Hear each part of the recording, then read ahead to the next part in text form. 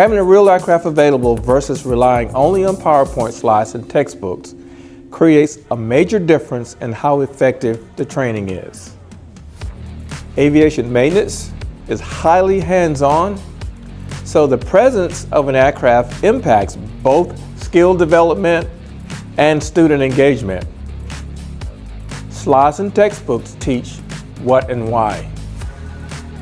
Having an aircraft on hand and available teaches how and what it actually feels like to perform maintenance on an aircraft. A hands-on learning experience on an aircraft in realistic conditions keeps the student actively involved. They gain experience with proper tool handling and safety protocols, which are crucial for the real-world environment. And overall, it makes the student more job ready. Learning on the aircraft gives the student real-world context. Instead of imagining systems, virtual simulations, and structures, students get the opportunity to perform real maintenance tasks. It gives the student first-hand experience on how parts are arranged in tight places. They can see actual wear, corrosion, and damage.